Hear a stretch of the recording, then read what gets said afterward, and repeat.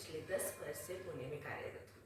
आज हम जो विषय है वो है प्रेगनेंसी में बढ़ने वाले डायबिटीज़ के बारे में बात करने वाले हैं। इसे हम मेडिकल लैंग्वेज में कहते हैं जेस्टेशनल डायबिटीज़ मेलाइटिस।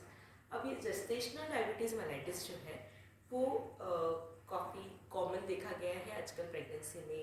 जो है वो डायबिटीज़ जो डिटेक्ट होता है प्रेग्नेंट लेडीज़ को, उसे हम जेस्टेशनल डायबिटीज़ मेलाइटिस कहते हैं। अब जेस्टेशनल डायबिटीज़ मेलाइटिस जो है उसका परसेंटेज क्या होता है, जिसको हम जीडीएम भी कहते हैं। इसका परसेंटेज जो है वो अराउंड 8 to 10% होता है प्रेगनेंसी में। अब इसके रिस्क फैक्टर क्या होते हैं, किन लेडीज़ को प्रेगनेंसी में जेस्टेशनल डायबिटीज़ होने के चांसेस ज़्यादा होते हैं। जिनमें फैमिली हिस्ट्री है प्रीवियसली, जिनके मदर या फादर को डायबिटीज़ है, जिनको प्रीवियस प्रेगनेंसी में डायबिटीज़ हुआ है, या फिर ज़्यादा वेट जिनको है, या फिर मतलब जिनका बीएमआई ज़्यादा है, या फिर और कोई पीसीओएस जिनको प्रीवियसली हुआ है, ये सारे जो है वो रिस्क फैक्टर रह सकते हैं। या फिर पहले बेबी का जो वज़न है वो ओवरवेट बेबी, बर्थ वेट ज़्यादा था। ये सारे जो है वो रिस्क फैक्टर होते हैं कि आपको ये प्रेगनेंसी में जेस्टेशनल डायबिटीज़ हो सकता है। डायबिटीज़ का जो है वो स्क्रीनिंग जो है वो हम लोग टाइम टू टाइम कराना चाहिए जब भी आप प्रेग्नेंट रहते हो। अगर आप हाई रिस्क कैटेगरी में आते हो तो थोड़ा फ्रीक्वेंट स्क्रीनिंग आपको लगता है, अदरवाइज रूटीन प्रेगनेंसी में भी सभी ने अपना शुगर जो है वो चेक कराना चाहिए, क्योंकि हो सकता है कि आपको ये रिस्क फैक्टर ना होते हुए भी आपको जेस्टेशनल डायबिटीज़ मेलाइटिस जो है वो डिटेक्ट हो सकता है। अब ये जो है जनरली 20 वीक्स के बाद जो है ना ब्लड शुगर लेवल बढ़ सकता है, पर फर्स्ट 3 मंथ्स में भी एक routine baseline blood sugar level, at least random blood sugar level करा लेना बहुत ज़रूरी है। अगर वो 130 से ऊपर आता है तो हम लोगों ने फास्टिंग और पोस्ट मील और उसके साथ HbA1c ये कुछ एडिशनल जांचें हम करा लेते हैं, जिससे कि हमें पता चलता है कि रैंडम ब्लड शुगर के साथ साथ फास्टिंग और पोस्ट मील भी डिरेंज है क्या। ये हो गया है अबाउट फर्स्ट ट्राइमेस्टर। हमने ब्लड शुगर लेवल देखा, वो नॉर्मल था। उसके बाद हम लोग जनरली सेकेंड और थर्ड ट्राइमेस्टर में भी ये ब्लड शुगर लेवल चेक करते हैं। अब ये हम लोग जनरली कौन सी टेस्ट कराते हैं, तो OGCT नाम की एक टेस्ट होती है वो हम कराते हैं, जिसको हम बोलते हैं ओरल ग्लूकोज चैलेंज टेस्ट। अब ये टेस्ट जो है ओरल ग्लूकोज चैलेंज टेस्ट वो हम कैसे कराते हैं, it is irrespective of your primary status. मतलब आपने खाली पेट ही ये जो ब्लड शुगर जांच है ये कराना ज़रूरी नहीं है। ये आप नाश्ता करके भी ये 75 ग्राम ग्लूकोज हम आपको बोलते हैं कि आपने कंज्यूम करना है इन ½ लीटर ऑफ वाटर। ये 75 ग्राम ग्लूकोज लेने के बाद जनरली 1.5 आवर्स के बाद हम आपको बोलते हैं कि आप ब्लड चेक कराइए। ये जो OGCT है ये एक ओरल ग्लूकोज चैलेंज टेस्ट है। ये अगर आपका 140 से नीचे रहता है तो आपका ब्लड शुगर लेवल जो है वो नॉर्मल है, या फिर 140 से ऊपर अगर है तो आपको फर्दर टेस्ट की ज़रूरत होती है, जिसमें हमें फास्टिंग, पोस्ट मील और HbA1c कराना पड़ता है। ये हो गया है ओरल ग्लूकोज चैलेंज टेस्ट के बारे में। GTT करके भी एक टेस्ट रहती है जो है ग्लूकोज टॉलरेंस टेस्ट। अब ग्लूकोज टॉलरेंस टेस्ट में हम लोग 3 सैंपल्स लेते हैं जनरली। उसमें हम लोग फास्टिंग सैंपल लेते हैं, उसके बाद 100 ग्राम ग्लूकोज आपको पीने को बोलते हैं, उसके बाद 1 आवर और 2 आवर्स के बाद आपका सैंपल लिया जाता है। इसमें फास्टिंग जो शुगर है वो 90 से कम होनी चाहिए, उसके बाद 1 आवर के बाद की शुगर जो है वो 110 से कम होनी चाहिए, और 2 आवर्स के बाद की शुगर जो है वो 130 से कम होनी चाहिए। ये जो सारे वैल्यूज़ हैं ये अगर आपके नॉर्मल आते हैं, अगेन आपका GTT जो है वो नॉर्मल है। GTT जनरली हम लोग सभी का नहीं कराते, पर हाई रिस्क मदर अगर है, थोड़ा उनको रिस्क है, तो उनके लिए ये ज़रूर कराना चाहिए। अब इसके अलावा क्या क्या अगर डायबिटीज़ होता है तो क्या क्या रिस्क फैक्टर रह सकते हैं मदर को और बेबी को, और उसके अलावा क्या क्या ट्रीटमेंट होते हैं, और इन डायबिटीज़ ये जस्ट प्रेगनेंसी में होने वाले डायबिटीज़ से हम कैसे बचें।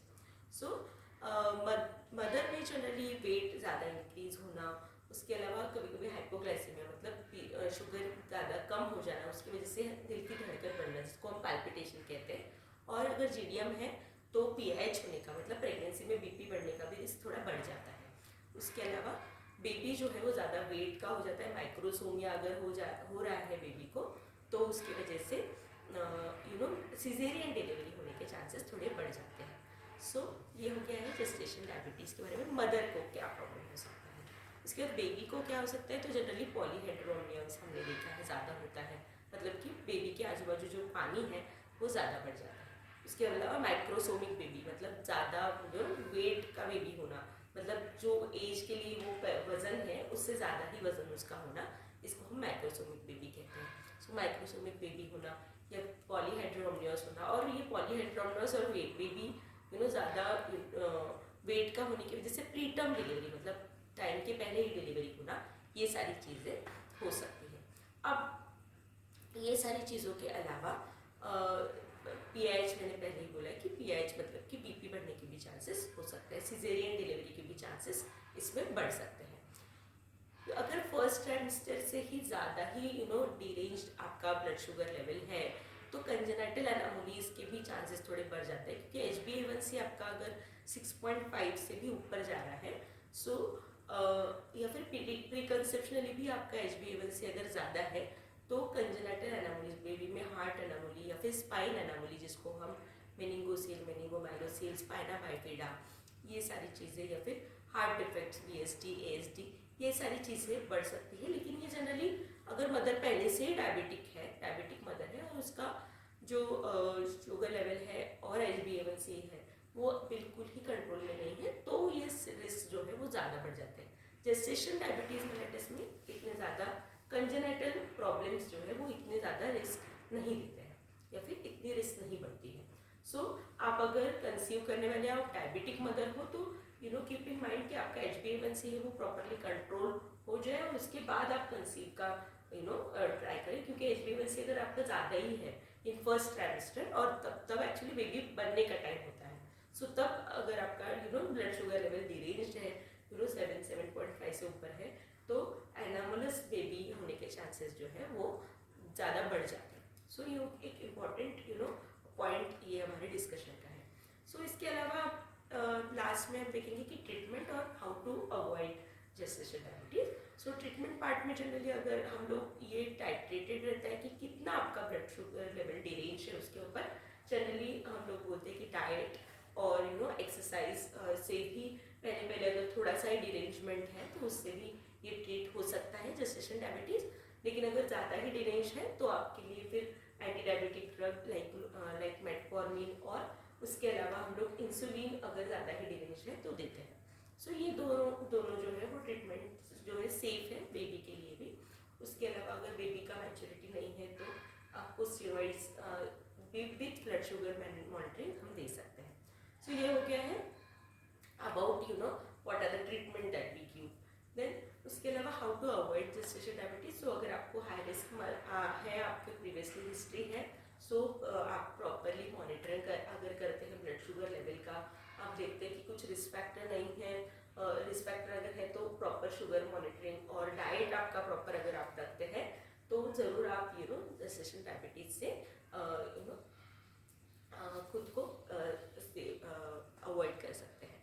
सो इसका जो भी लॉन्ग टर्म आपके डिलीवरी के बाद भी आपका ब्लड शुगर लेवल देखते रहना चाहिए, क्योंकि कभी कभी हो सकता है कि परसिस्टेंट डायबिटीज़ में भी रह सकता है। सो अगर आपने JDM हुआ है, यस आपका डिलीवरी हो गया, पर डिलीवरी के बाद मे बी आप बेबी में ज़्यादा बिजी हो जाते हैं, सो इस वक्त भी आपने फॉलोअप में आपका ब्लड शुगर लेवल ज़रूर देख लेना चाहिए। जनरली जो जेस्टेशन डायबिटीज़ के बाद 6 वीक्स के बाद ऑलमोस्ट ये जो ब्लड शुगर लेवल है वो नॉर्मल आ जाता है, बट ये आपने ज़रूर पोस्ट पार्टम, जिसको हम बोलते हैं कि डिलीवरी के बाद भी आपने आपका ब्लड शुगर लेवल ज़रूर चेक करा लेना चाहिए कि वो नॉर्मल आया है कि नहीं।